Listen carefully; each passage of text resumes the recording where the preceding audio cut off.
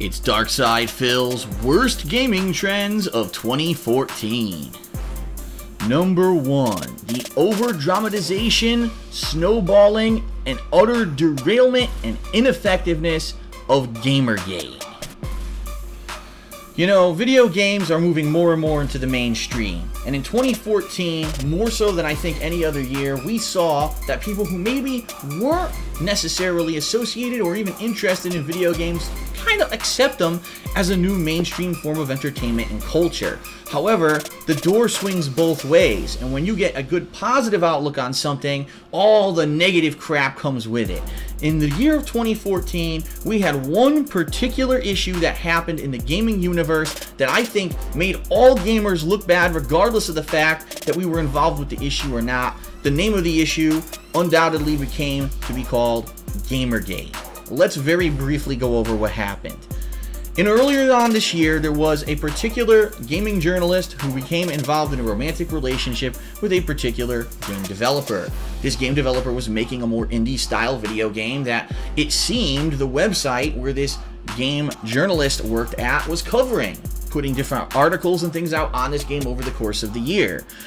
Well, things went sour, and eventually, in a very public display, it seems that this game journalist decided to kind of explain that he was in this relationship with this girl, that the relationship had gone bad, the girl had cheated on him.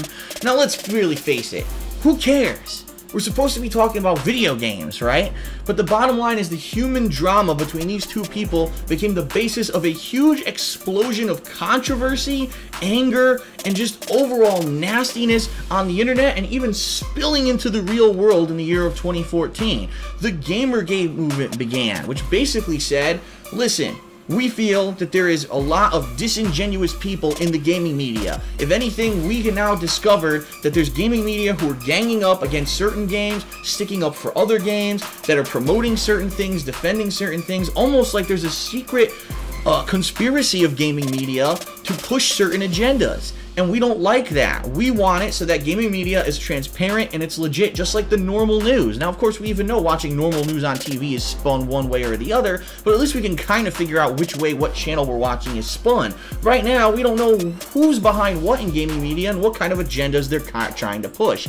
So on one end, there was this really legitimate movement to try to get people to be genuine in the gaming media, to put out truthful reviews, truthful articles, cover games fairly.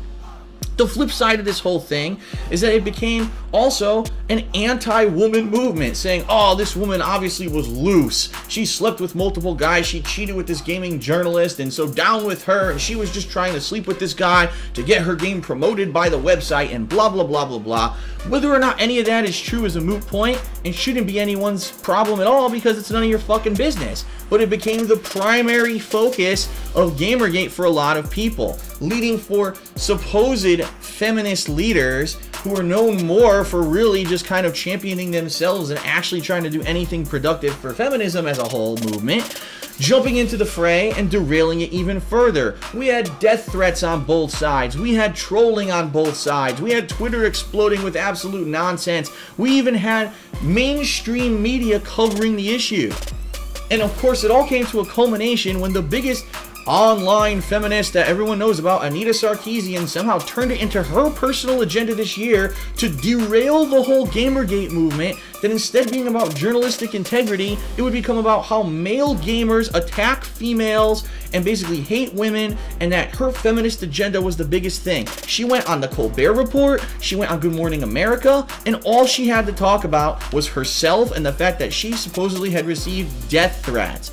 She's a professional victim, and what she did was derailed a legitimate movement to try to legitimize gaming media. This is an issue that all of us should be talking about, and she turned it into her own personal agenda, which derailed the whole thing. The mainstream media were fooled by it, thought that's what the whole thing was about, and now let's face it, it's 2015. Is anyone really talking about Gamergate anymore? Or if they do, they say, oh yeah, that's the bunch of male gamers who basically made death threats against feminists. That's what they think it is, because that's what it became. it's a joke. And again, it makes gamers look bad as a whole when we have a serious agenda and it just snowballs into something so ridiculous and out of proportion from what the original idea was. Why is it that in this modern day and age we can't have an intelligent discussion about things like gaming media without them becoming such ridiculous, degraded crap that people can find ways to twist and turn the agenda towards their own way and find a way to make themselves look good because of it? It's disgusting. And anyone who takes a serious agenda like this and makes it about their own personal bullshit just proves they're not out to help anyone. They're not out to actually legitimately promote any movement. They're only in it for themselves, to give themselves popularity, and those are the people you need to fucking write off and ignore.